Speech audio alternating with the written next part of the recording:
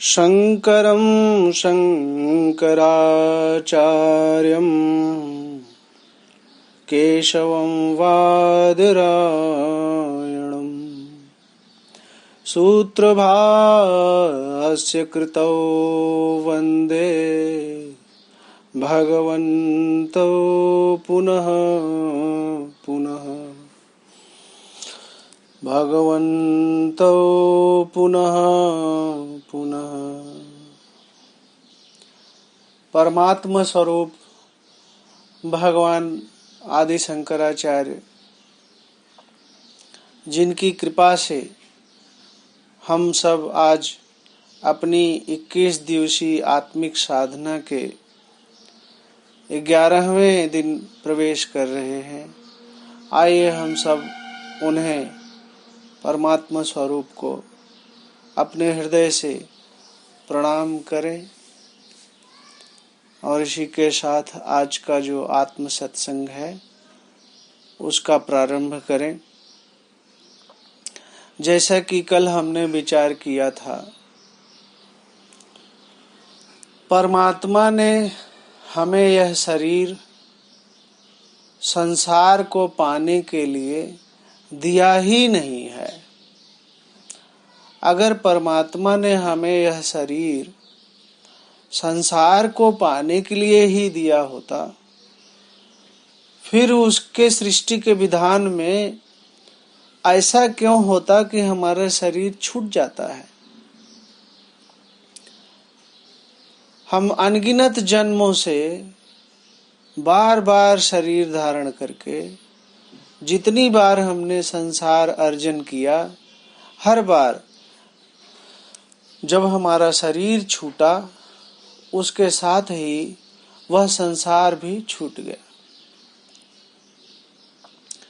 परमात्मा ने हमें यह मनुष्य जीवन संसार को नहीं बल्कि परमात्मा को ही पाने के लिए दिया है। भगवान आदि शंकराचार्य कहते हैं, अपने आत्मा को जानने के लिए, आत्मा की प्राप्ति के लिए और परमात्मा से एकमेकता की प्राप्ति के लिए हमें विवेक करना आवश्यक है। और विवेक में सबसे महत्वपूर्ण विवेक नित्य अनित्य का विवेक। जैसा कि हमने कल भी इस विवेक पर कुछ चर्चा की थी, आइए आज उसी को थोड़ा और विस्तार से देख लेते हैं। सबसे पहले हम सब लोग एक दो बार दीर्घ श्वास ले करके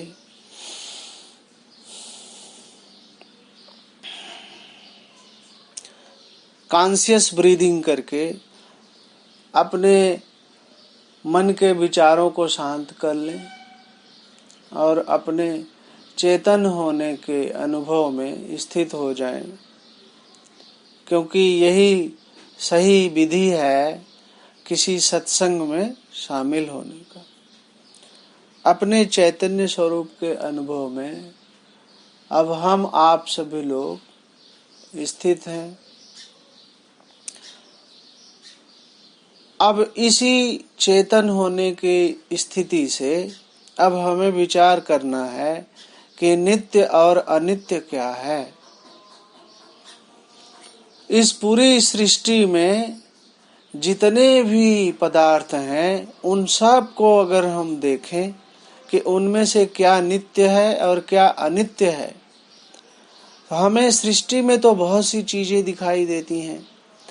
आँखों के बाहर ये पूरा दृश्य जगत दिखाई देता है और शरीर के अंदर हमें शरीर का भान, अपने विचारों का, मन का, भावनाओं का, बुद्धि का, अपने अहंकार का, अपने पद पदवी का, अहंकार रूप का, सबका हमें ज्ञान होता रहता है।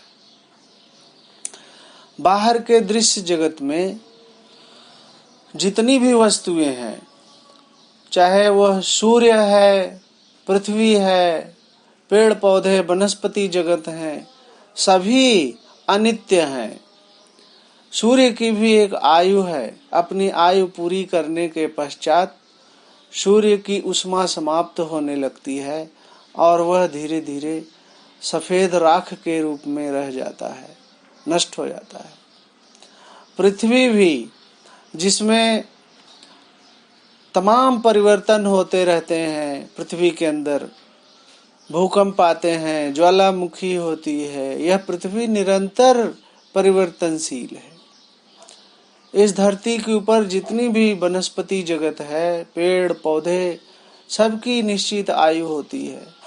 सब पेड़ पौधे वनस्पति सब अपनी आयु, जन्म होता है और अपनी आयु पूरी करके वो मुरझा जाते हैं, सूख जाते हैं, नष्ट हो जाते हैं। इसी प्रकार से अब हमारा जो शरीर है, यह भी हम जानते हैं कि हमारा शरीर भी, इसका जन्म हुआ है, ये कुछ समय रहने वाला है और उसके बाद इसमें व्याधि लगने वाली है, ये क्षीण होने वाला है और नष्ट होने वाला है।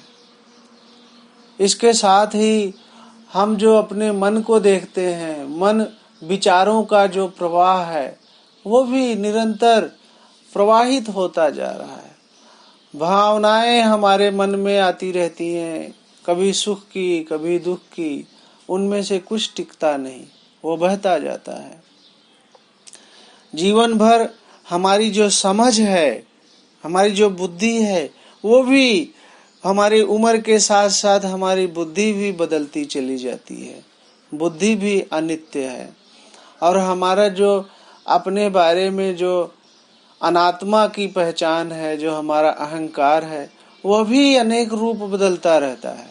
पहले हम सोचते थे मैं बच्चा हूँ, फिर हम सोचने लगे मैं नौजवान हूँ, अभी हम सोचने लगे कि अब तो हम प्रौढ़ हो गए, वृद्ध हो गए। हमारे अपने बारे में जो अनात्म रूप की पहचान है, अहंकार, वो भी बदलता रहता है। सब कुछ,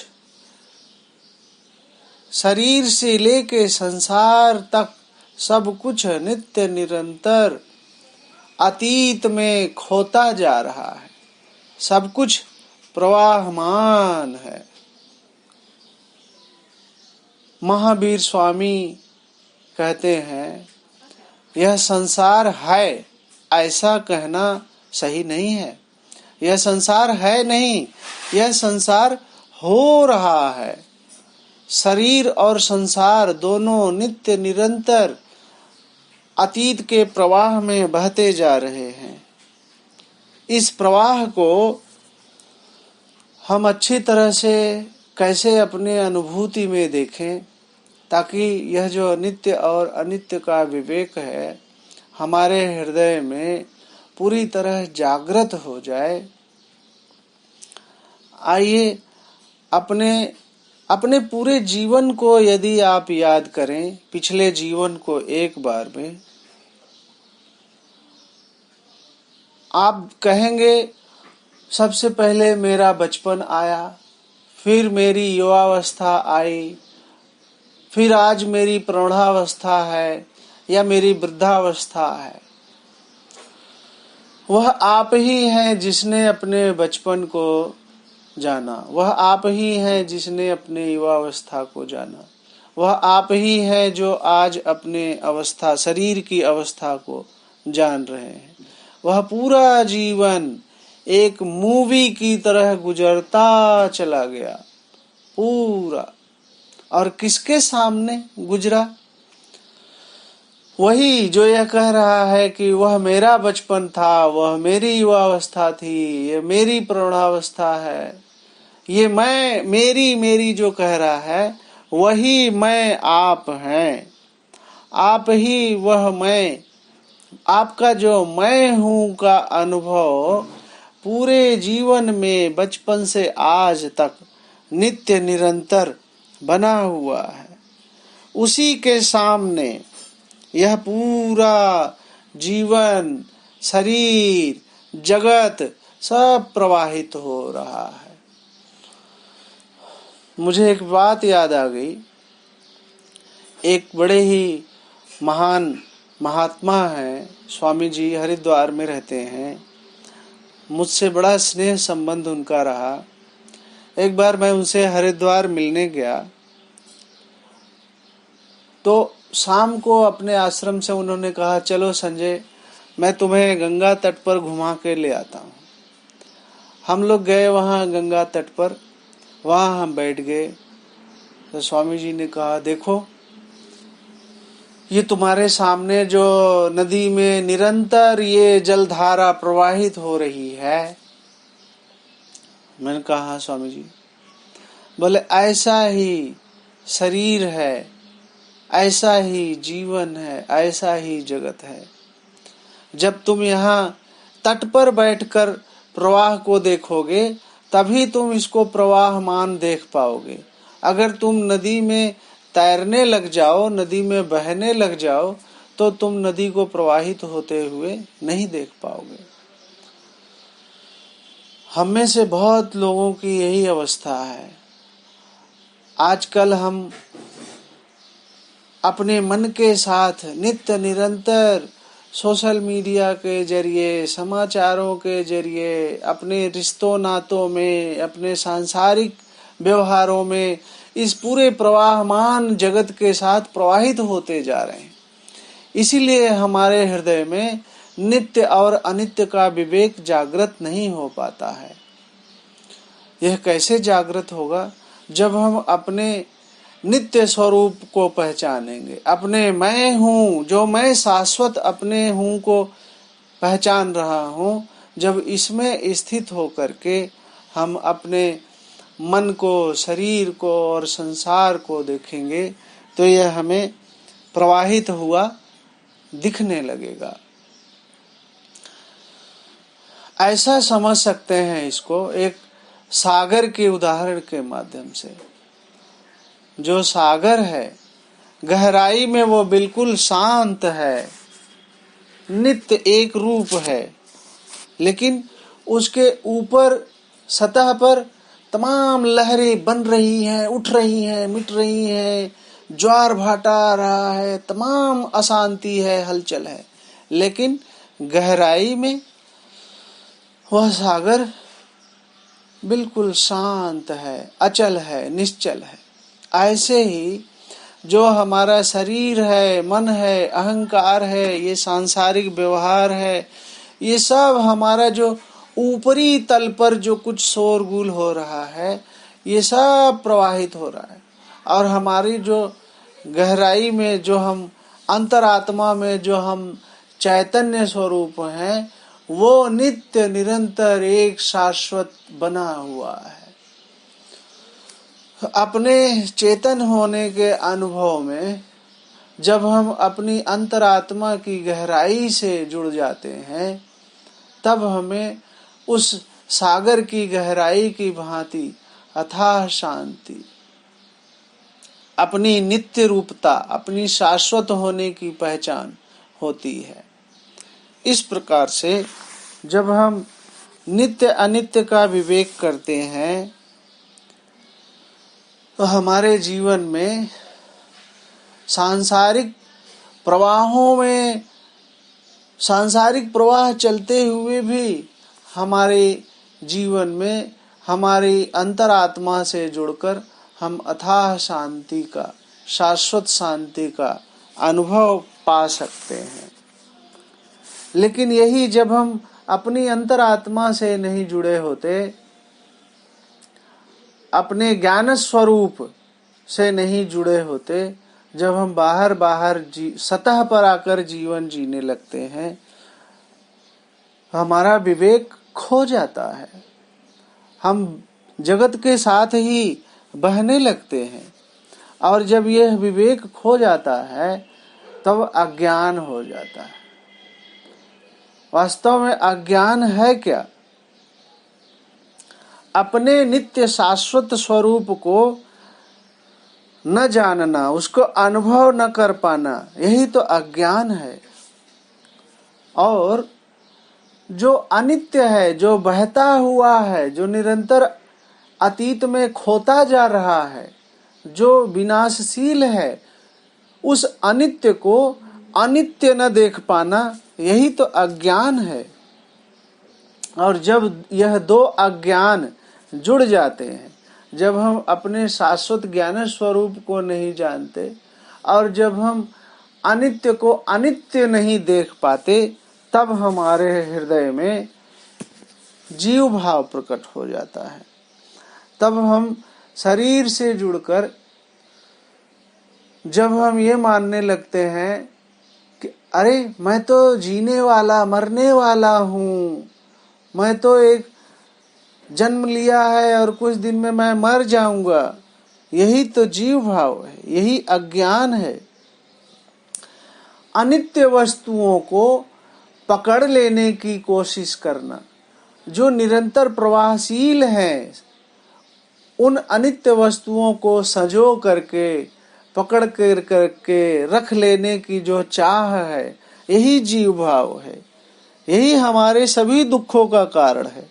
जो हम अनित्य वस्तुओं को अनित्य नहीं समझ पाते और उनसे मोह कर लेते हैं, उनको पाने की कोशिश करते हैं और हर बार हम उस कोशिश में असफल हो जाते हैं, क्योंकि अनित्य वस्तुओं का तो स्वभाव ही है बह जाना, खो जाना, अतीत में चले जाना, नष्ट हो जाना और दोबारा कभी वापस नहीं आना।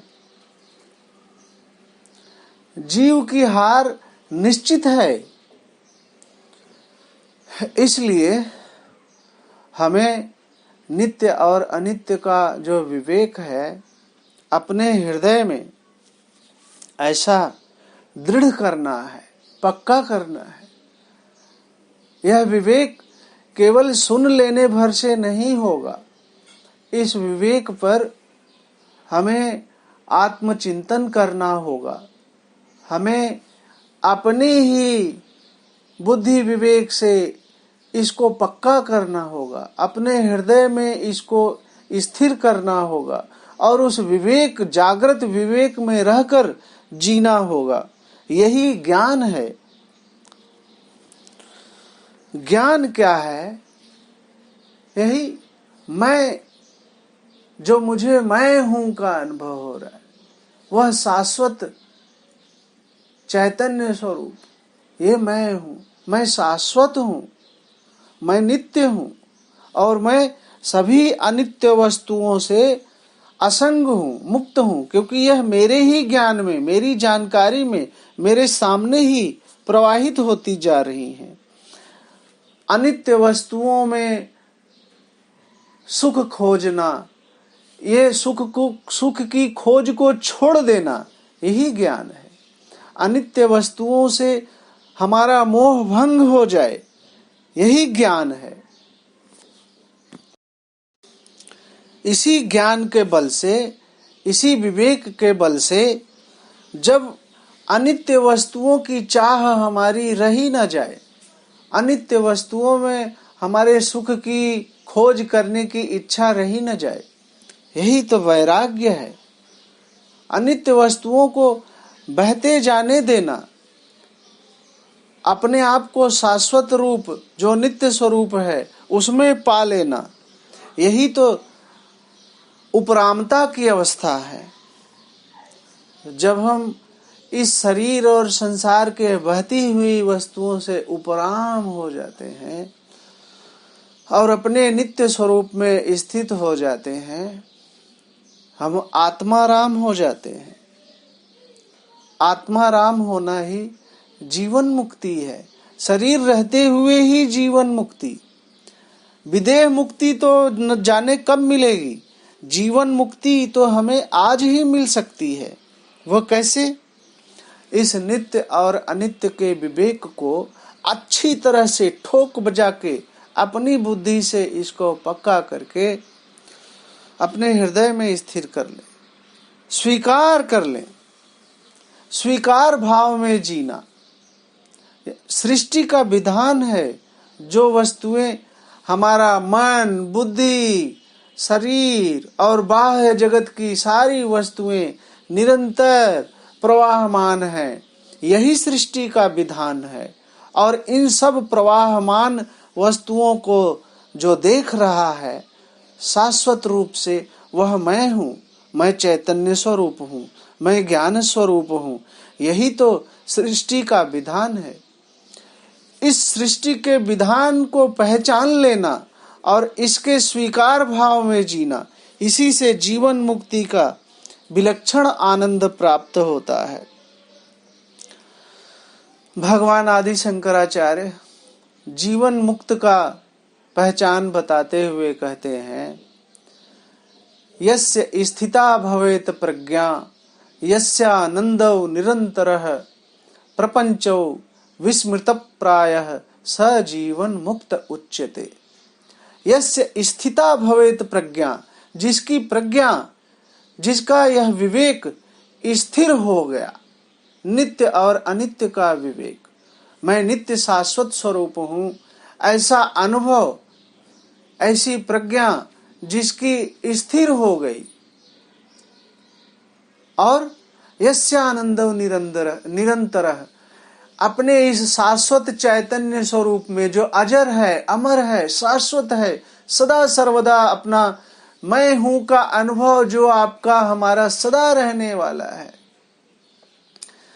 इस शाश्वत चैतन्य का ज्ञान होने से जो नित्यानंद की प्राप्ति होती है, भगवान कह रहे हैं जिसको ऐसी प्रज्ञा हो जाती है, जो अपनी इस प्रज्ञा में स्थित हो जाता है, उसका आनंद, निजानंद नित्य निरंतर बना रहता है। और ऐसे जीवन मुक्त को, ऐसे सदेह मुक्ति पा जाने वाले को प्रपंचो विस्मृत प्रायः, ये जो प्रपंच है, जो शरीर मन संसार, इस सब का जो सांसारिक व्यवहारिक जगत है, ये सब विस्मृत प्रायः, लगभग भूला हुआ सा रहता है। लगभग भूला हुआ सा का मतलब है, जब तक शरीर है तब तक हमें इस संसार में ही रहना है, और शरीर की देखभाल करने के लिए या परिवार का पालन करने के लिए हमें कुछ न कुछ सांसारिक व्यवहार भी करना पड़ता है। लेकिन इस पूरे व्यवहार में हम यह अपनी अंतरात्मा से यह जागृत होकर के जानते रहते हैं कि ये कुछ दिनों में ये बीत जाएगा, फिर कुछ और आएगा, वह भी समय के प्रवाह में बीत जाएगा, फिर अगला जो आएगा वह भी समय के साथ बीत जाएगा। इस प्रज्ञा के साथ जब हम जीते हैं, तब प्रपंच में व्यवहार करते रहते हुए भी हम प्रपंच से बिल्कुल अटैच नहीं हो जाते, प्रपंच में हमारा मोह नहीं रहता। हम प्रपंच में व्यवहार करते हुए भी अपने को असंग रूप से पाते हुए और व्यवहार में रहते हैं। व्यवहार, सांसारिक व्यवहार में रहते हुए भी हम संसार से उपराम रह करके जीवन जी सकते हैं। उसके लिए हमें अपनी प्रज्ञा जागृत करनी है, हमें अपना विवेक जागृत करना है, और यही जीवन मुक्ति का विलक्षण सुख है। ऐसे जीवन मुक्त अनेकों जीवन मुक्त हैं। यदि हम उनसे मिलते नहीं, उनके जीवन मुक्ति के आनंद को हमने देखा नहीं, तो हम यही मान लेते हैं कि अरे नहीं, जब तक शरीर है ना, हमें मुक्ति का आनंद मिलेगा ही नहीं।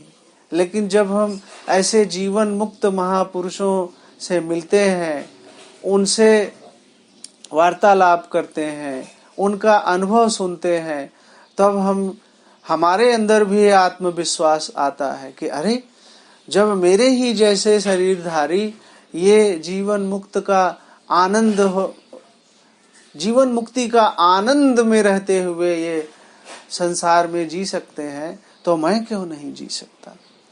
हम सब में ये आत्मविश्वास आना चाहिए, हम सब ऐसा जीवन जी सकते हैं। और इसके साथ ही जो विदेह मुक्ति है, जो हमारा नित्य अनित्य का विवेक है, उस विवेक के जागृत होने पर फिर हमारी अंतरात्मा में ये भी चाह जाग जाती है कि जब अनित्य वस्तुओं से, अनित्य शरीर से, अनित्य संसार में कुछ मिलने वाला है ही नहीं, तो क्यों ना मैं सदा सर्वदा के लिए शाश्वत पद की प्राप्ति कर लूं। क्यों ना मैं उस सदा सदा के लिए उस परमात्मा से एक में एक हो जाऊं जो शाश्वत चैतन्य आनंद का महासागर है।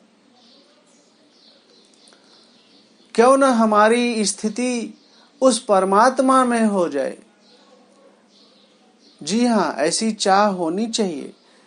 उस शाश्वत नित्यानंद की प्राप्ति की चाह ही, यही तो परमात्मा से प्रेम है। और उस परमात्मा से जितना ही हमारे हृदय में प्रेम बढ़ेगा, उतना ही हमारे जीवन में हमारी आत्मिक उन्नति होगी और हम अवश्य ही उस शाश्वत चैतन्य आनंद के, जो शांति का महासागर है, वह परमात्मा जो प्रेम का महासागर है, जो आनंद का महासागर है, जो शाश्वत सत्य है, हम उसको प्राप्त कर सकते हैं। हम उसमें स्थित हो सकते हैं। हमारे आत्मा का मिलन परमात्मा में हो सकता है। उसके लिए हमें इसी प्रकार से प्रतिदिन ऐसे सत्संगों से जुड़ करके अपने विवेक को जागृत करना है। सत्संग को सिर्फ सुन नहीं लेना है, इसके सुनने के बाद इसको अपने ही मन में गुनना है, अपने हृदय में, अपनी अंतरात्मा में इसको विचार करना है, मनन करना है। और जब दीर्घ काल तक हम ऐसे नित्य निरंतर श्रवण और मनन करते हैं, तभी जाकर के वह विवेक जागृत होता है, तभी जाकर के वह प्रज्ञा स्थिर हो पाती है। तो ऐसे ही हम नित्य निरंतर सत्संग का लाभ हमें मिलता रहे, हम अपनी अंतरात्मा में शाश्वत शांति का अनुभव प्राप्त कर सकें, ऐसी ही प्रार्थना परमात्मा के चरणों में, भगवान आदि शंकराचार्य के चरणों में है। इन्हीं शब्दों के साथ आइए आज के इस सत्संग को विराम देते हैं। आप सभी को बहुत बहुत धन्यवाद। परमात्मा के चरणों में बहुत बहुत प्रार्थना। ओम शांति शांति शांति।